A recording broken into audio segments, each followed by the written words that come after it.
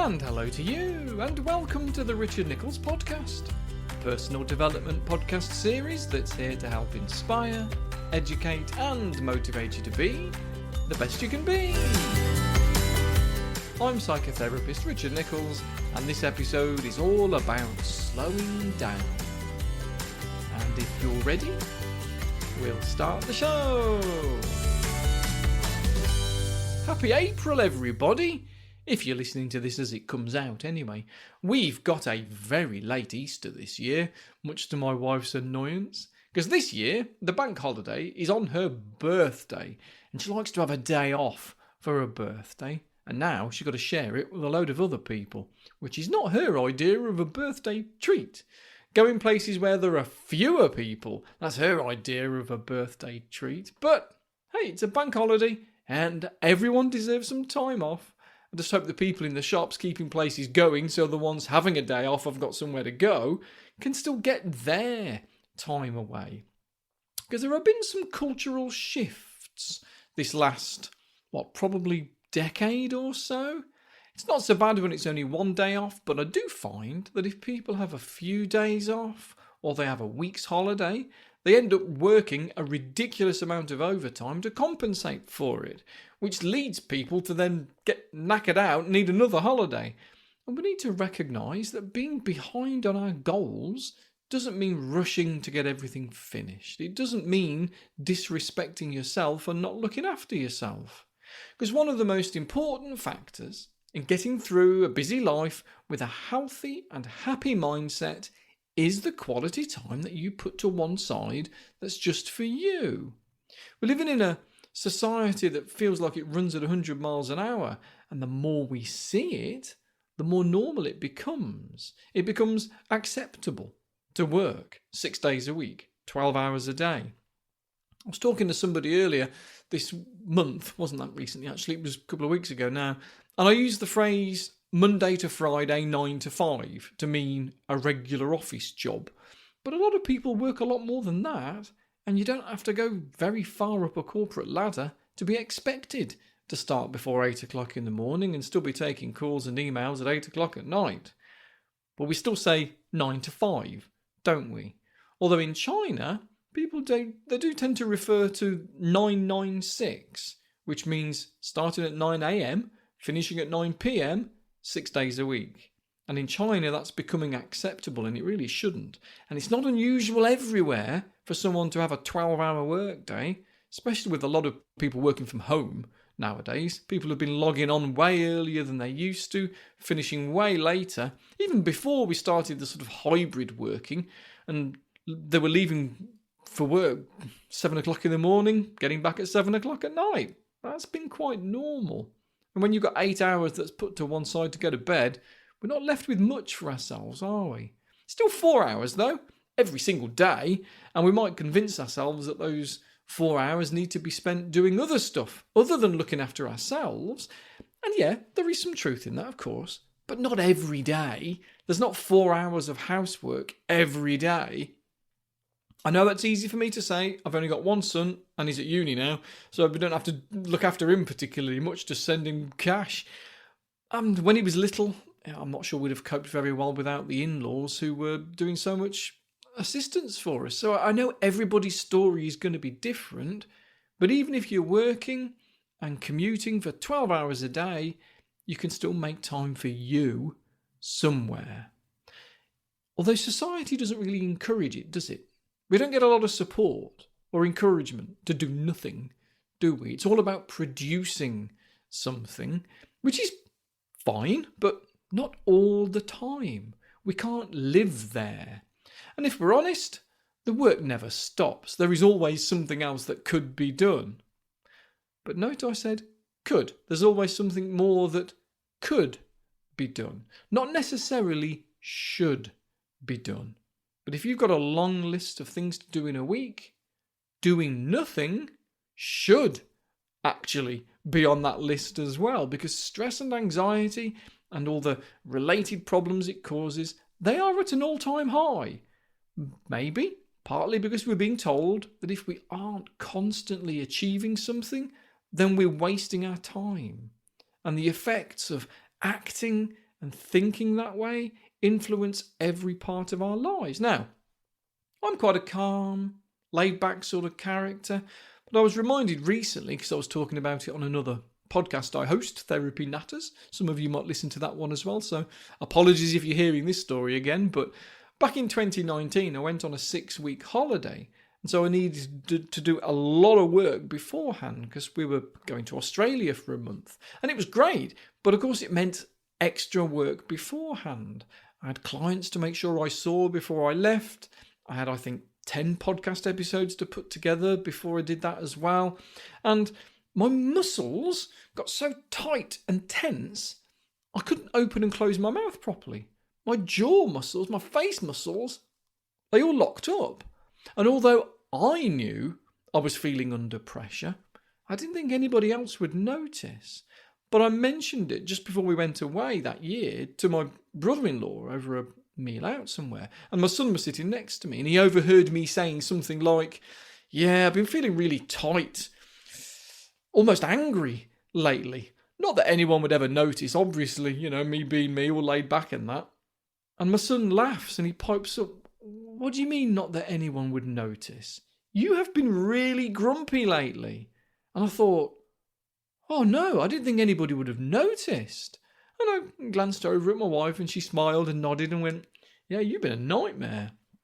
And I genuinely didn't think anybody would have noticed how I was feeling, despite the fact I blather on about the common principles that tends to be talked about a lot in cognitive behavioural therapy of thoughts influencing emotions, emotions influencing behaviour, and behaviour influencing thoughts, and round it goes. I'm always talking about it because it's true.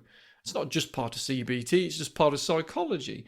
You can't hide it, and it will creep over into other areas of your life. So we really do need to ensure we take some time out, because no one is an exception to the rule. Even if you think you are, believe me, I learned that the hard way by being laughed at by a then 14-year-old who knew better than me.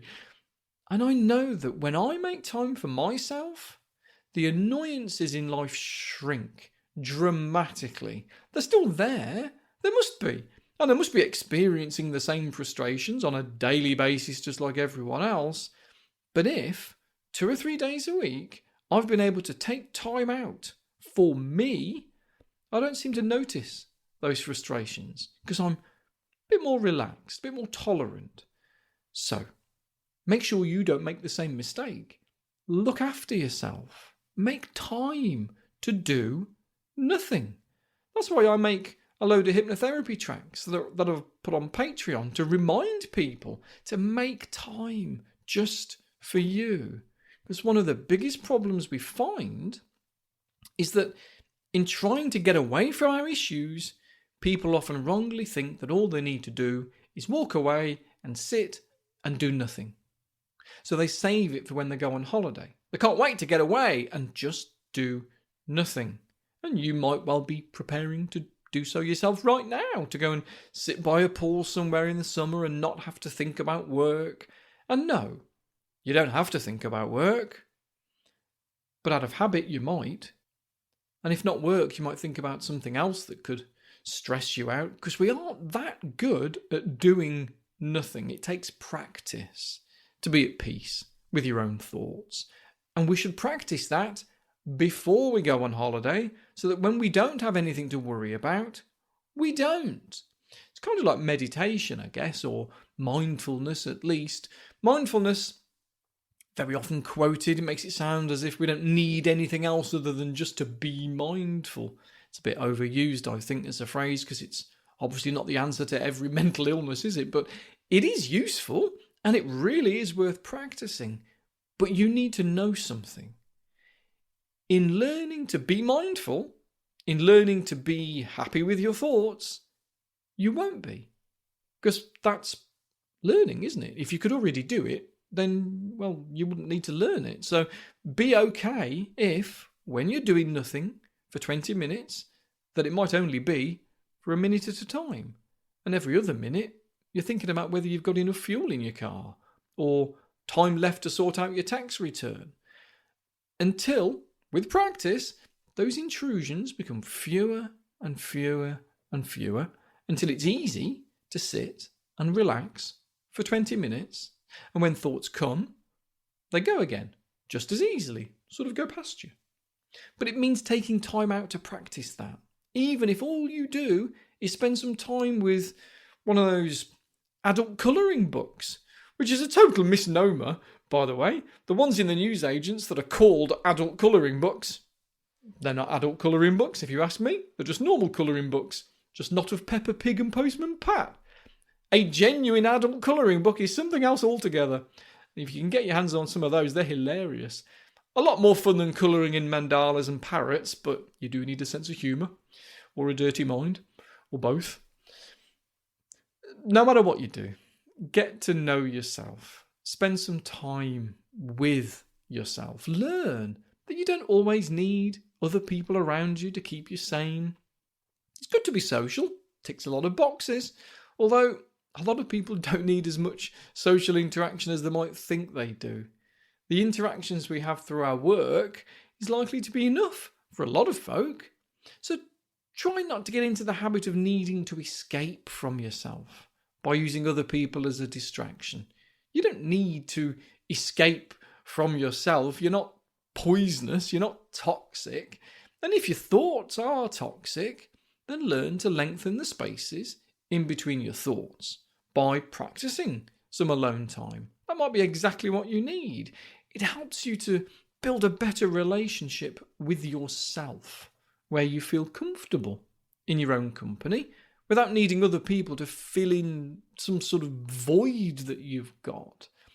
I do think we've made some mistakes these last few generations. We don't tend to teach children how to be alone, so we've grown up without the skill of being able to differentiate between solitude and loneliness. We used to send children to their room as a punishment rather than a reward. We should be teaching them that it's great to go and be yourself for a bit. We should be doing that. Thanks for helping with the shopping, little Johnny. Now, go to your room just to be by yourself. Do anything you like, and I'll call you down when your dinner's ready. Those sorts of things, because they'll figure out for themselves as teenagers that it's good to create your own space. But by then, if we're not careful, they haven't had enough practice at being alone. So their idea of being alone is watching TV or playing video games. Maybe 6-year-olds should be given homework that doesn't require a great deal of thinking. I mean, I'm not a teacher. Some of you are, though. I know I've got a lot of teachers as listeners because I get messages from everybody. You might think I'm barking up the wrong tree, but how amazing would it be if every 6-year-old had homework of colouring in Thomas the Tank Engine pictures every couple of days, and they must take at least half an hour on it, just to train them to be alone, without needing a busy distraction to get them out of their head. Brilliant. And the adult alternative is going to be different for every one of you. It might be colouring in. It might be colouring in Thomas the Tank Engine pictures. But it might be colouring in the... what was it called? The Playtime for Couples sex position colouring book. That's fun. Or meditation, or hypnosis, or listening to Pink Floyd or something. Maybe all you need to do is just go and lie down in a dark room and enjoy the silence, listening to what is not happening for a change. You know, you can learn a lot about yourself in those quiet moments when you're least occupied.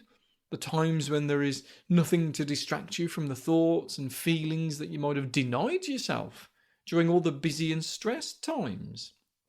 And if you want some help with that, there are loads of hypnotherapy tracks on my Patreon page. It's only £6 a month, and obviously you also get extra podcast episodes on a Monday morning as well. But whatever you do, take some time out just for yourself. Hypnotherapy or not, figure out what works for you and do what works for you to train yourself to be okay in your own company. And I think you'll be surprised at just how much of a difference it makes to everything else that goes on in your life as well.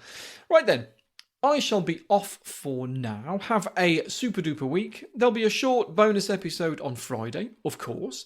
This week's will be about emotional regulation. I think. And I'll be back on Patreon with a full episode on Monday, which I'm pretty sure is going to be about anxiety, because I've already made some notes for that episode. So tune in if that interests you. Have a super day. I'll speak to you next time, however that may be. Take care, folks.